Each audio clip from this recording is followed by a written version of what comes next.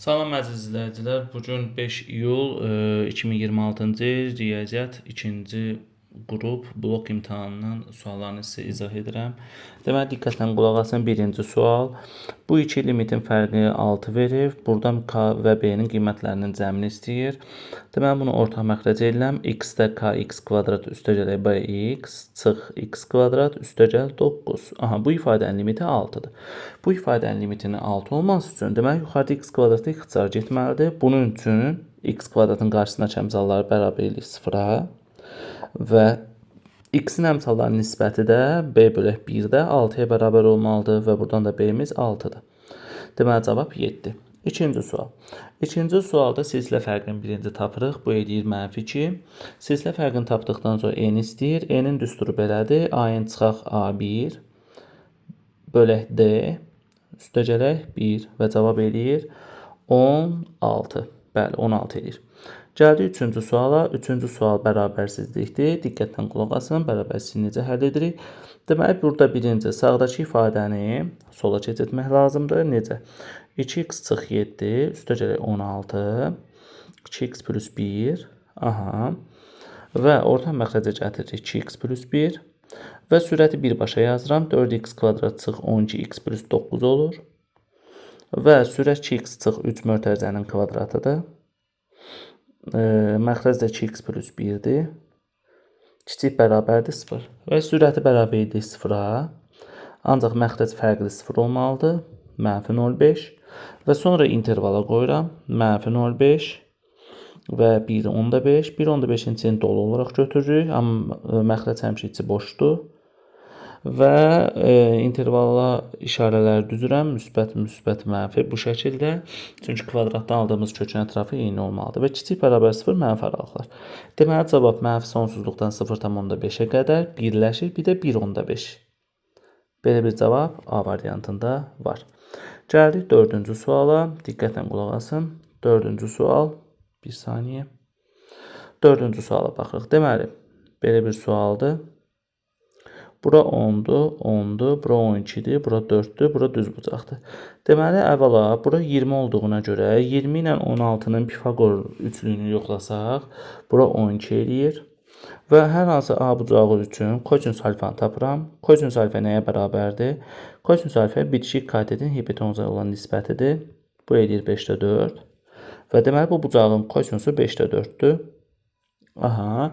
İndi burada d-ni, bu x-i necə tapa bilərəm? Kosinuslar teoremi tətbiq etməklə. Deməli, kosinus alfa bərabərdir. B kvadrat üstəgələk c kvadrat, yəni 144 üstəgələk 100 çıx a kvadrat bölək 2bc. Aha, bax bu şəkildə. Və bu eləyir, deməli, ixtisar eləsək 10 ilə 5 ixtisar eləsək 2 eləyir. 244 çıx x kvadrat bərabərdir. 4 dəfə 4, 16, 16 dəfə də 12, 192. Aha, 192 və burada x kvadrat elədi 52 və buradan da x bərabərdir 2 kök altda 13-ə. Deməli, düzgün cavab hansı variantdır? C variantıdır.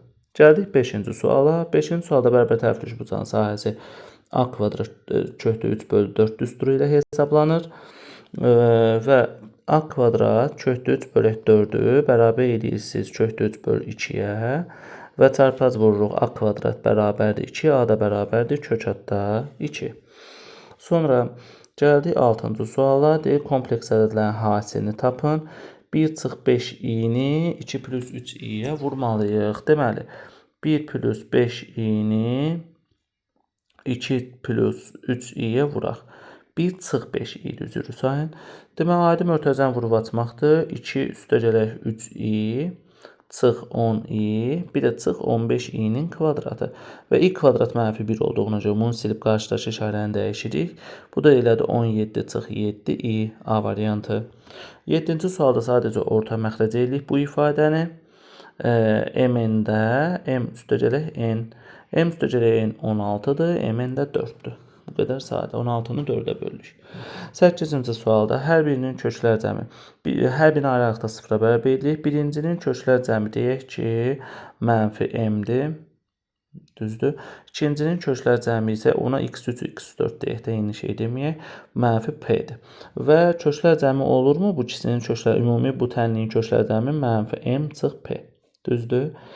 Və m üstəgələk p-də 2-dirsə, mənfi m çıx p-də mənfi 2-dir. Demək ki, bunun köklər cəmi mənfi 2-dir, ümumi bu tənliyin. Və burada da köklərini verir 1, 2, 3k.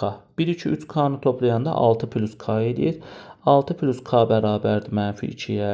Buradan da k-nı tapırıq. Köklər cəmi mənfi 2-dir axı. Buradan da k-nı tapırsınız. Mənfi 8 D variantı. 9-cu sual. Kosinuslar teoremi yox. Kosinus tənliyi necə idi?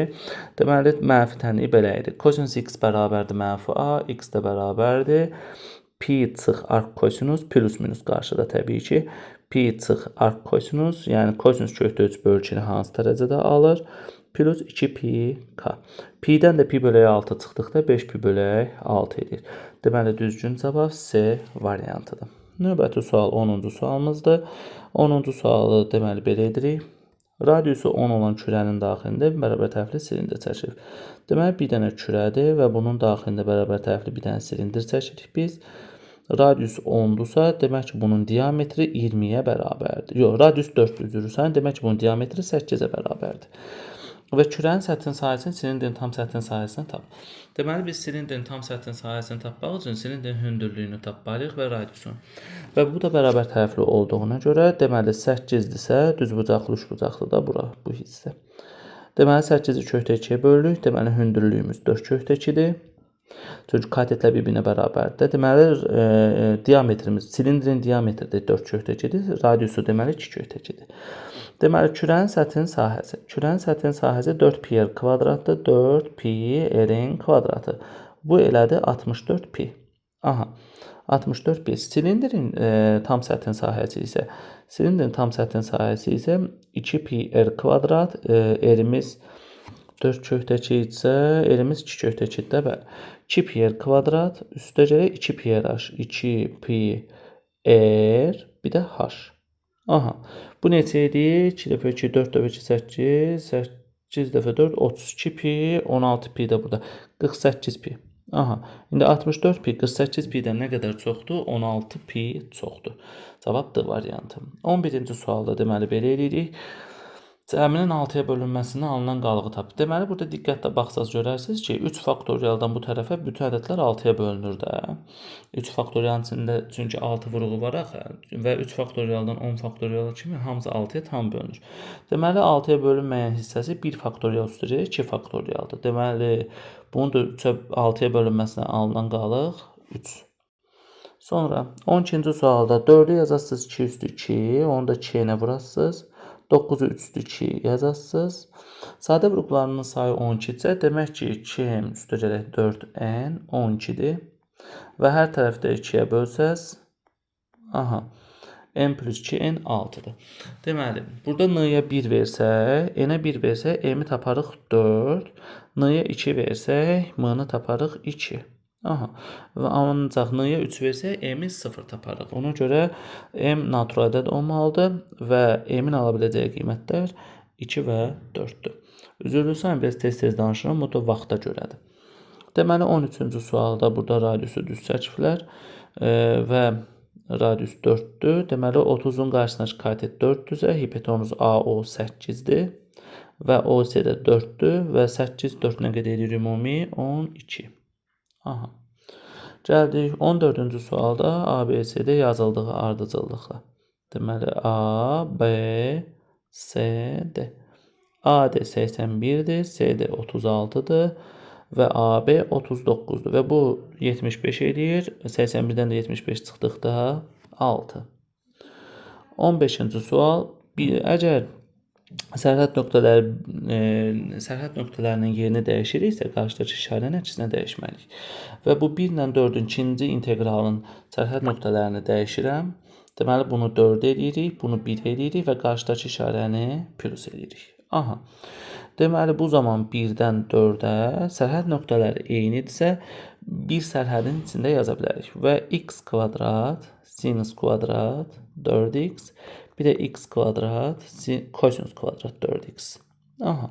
Və buradan x kvadrat mörtəzə xərcini çıxardanda sinus kvadrat alfa üstə kosinus kvadrat alfa 1-dir. Deməli və 1-i də x kvadratına vursaq elə x kvadrat eləyəcək. Deməli sadəcə x kvadratın inteqralını tapmaq lazımdır. X kubu böl 3 verir və 4-ün kubu 64, 1-in kubu 1 və 3 də 63 edir. Və cavab 21. 16-cı sualda həcm düsturudur. Asan bir sualdır. A, B, C bölək 6 düsturudur. Sadəcə bir-birinə vurub 3-ə böləsiniz. Bu da 18-i 3-ə böləndə cavab 6. Bəli. 18 3-ə bölərsiniz cavab 6. Aha.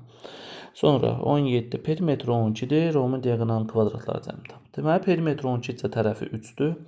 Romun diaqonalına olan düsturu D1-in kvadratı üstə D2-nin kvadratı bərabərdir 4A-nın kvadratı. Sadəcə cavab 36. 16-cı sualda axırıncı kök 18-ci sualda üzrüsən. Axırıncı ifadədən bilinir ki, 1-2A müsbət olmalıdır, kökün altı müsbət olmalıdır. Deməli A 2-də 1-dən kiçikdir. Aha. Deməli bu ifadəni əslində modulda çıxartmalıyıq. Bu ifadə olduğu kimi çıxır, bu ifadə də olduğu kimi çıxır. Və A 2-də 1-dən kiçikdirsə, bu ifadənin qiyməti mənfi elədiyinə görə yerini əksinə yazırıq.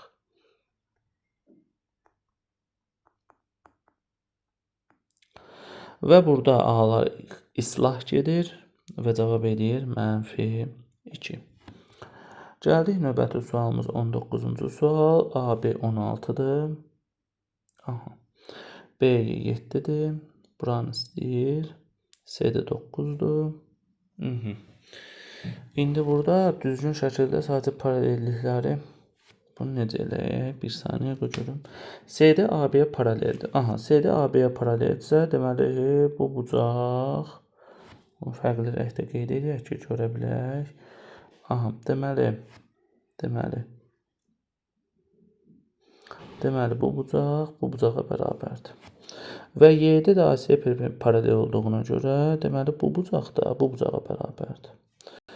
Və avtomatik məncə elə nisbətdə yazsaq vəsə. Deməli bu kiçik üç bucaqla YDS üç bucağı ilə bu ABC üç bucağı oxşardır. İndi kiçik üç bucaqda alfanın qarşısındakı olan tərəfi, böyük üç bucaqda alfanın qarşısındakı tərəfə nisbəti, kiçik üç bucaqda betanın qarşısındakı tərəfində, böyük üç bucaqda betanın qarşısındakı tərəfə nisbəti. Çarpar vurursunuz və cavabı alsınız 9. 20-ci sual. A ədədi B ədədinin 40%-dir. Bu o deməkdir ki, B-nin 40%-dir. Deməli A-nın 5 misli, A-nı 5-ə vuraq da bir dəfəlik. 15M çıx 25 böl nə? A-nın 5 misli B-nin 2 mislinə bərabərdir. 10M üstə gələk 20 böl N. Yəni 40% bu deməkdir. İndi buradan 5M bərabərdir 45 böl N-yə. Və bunu da çarpaz vursaq, M-in nəyə bərabər olur? 45-i 5-ə böləndə 9. 21. Deməli, törəməsini tapıb 0-a bərabər eləməliyik. Altda 1x kubun törəməsi 2-də 1x kvadratdır. 2-də 1x kvadratın törəməsi -x-dir. Ədədin törəməsi heç. Bərabərdir 0. Buradan -x-i qabağa çıxartsaq, 2-də 1x plus 1 bərabərdir 0. Və x bərabər 0, x bərabərdir -2 alasınız. Hər birini 0-a bərabər eləsək. Və 0-ı götürmürük, çünki -3, -1 aralığında 0 yoxdur. Deməli, aparıb x-in yenə həm -2 qoysunuz, həm -3 qoysunuz, həm də -1 qoysunuz. Və bunların içərisindən ən kiçik qiyməti götürürsünüz. 22-ci sual. Məxrəzdəki loqaritmanı sürətə qaldırırıq əvvəla.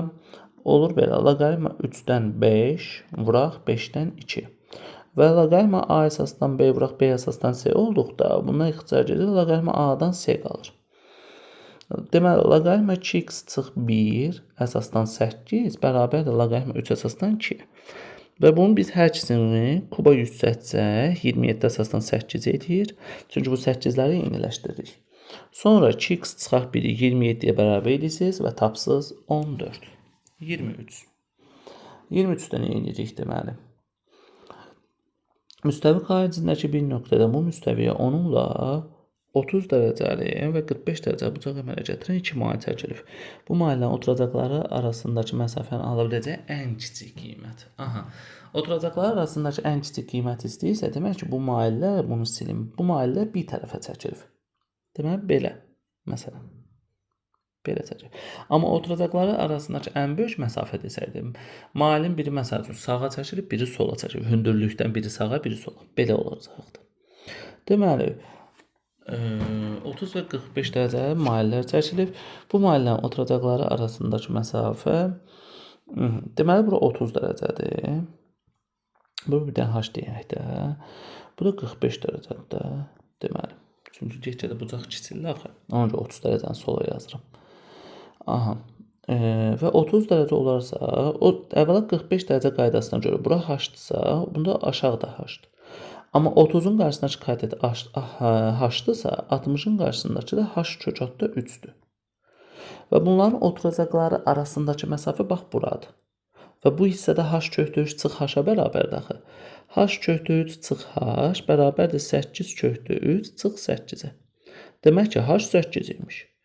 Və səndən böyük mailin uzunluğu istəyir. Deməli, h 8-dirsə, 30-un qarşısındakı katet 8-dirsə, demək ki, ipetomuz 16 imiş. 24. Bunu yığaq. X kvadratdan işim yoxdur. Y kvadrat çıx 3y-də, y çıx 2-də 3-ün kvadratıdır. Düzdürmü? Təzədən 2-cinin kvadratını çıxıram. 2, açanda, mötərizələr açanda, o 4-də 9-da ixtisar geçsin. Deməli, radiusumuz 2-də 3-dür. 4-də 9 çünki 2-də 3-ün kvadratıdır.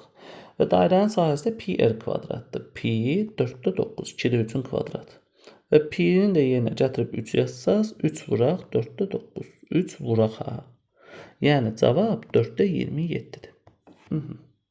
25-ci sual. Azalan funksiyadır. Azalan funksiyadırsa demək ki, f15 f20-dən böyükdür. Düzdür? Əgər artansa f20 f15-dən böyük olmalıdır. f15 f20-dən böyükdür azalan funksiyadır. f15 də 7-dir və 7 f20-dən böyükdür. Deməli, f20 funksiyası ala biləcəyi ən böyük qiymət neçədir? 6-dır. Vaxta görə ilk 25-dən sualı izah elədim. 26-nı da izah edə bilərəm artıq. Bir dənə üzrü sayın. Vaxtımız çatmır. Çünki TikTok və YouTube səhifələri, sosial şəbəkələrindən yerləşdirməyə görə.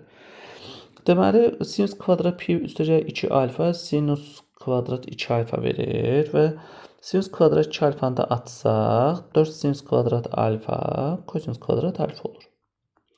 Və bundan ixtisar gedir. Və qarşıda da kosinüsü 4 alfa var da, yəqin görürsünüz. Buradan da kosinüs kvadrat alfanı qarşıya çıxartsaq, qaldı kosinus kvadrat alfa üstəcək sinus kvadrat alfa. Və bu da 1 verdiyinə görə kosinus kvadrat alfa bərabərdir kosinüs m çıx 1 alfa və m çıxaq 1 bərabərsiz 2, oradan da m tapsız 3. Bu qədər sadə. İlk 26 dənə sualı dedim. Yəqin ki, situasiyanı arıca çəkib paylaşacağım sizin üçün. Çox sağ olun, təşəkkür edirəm.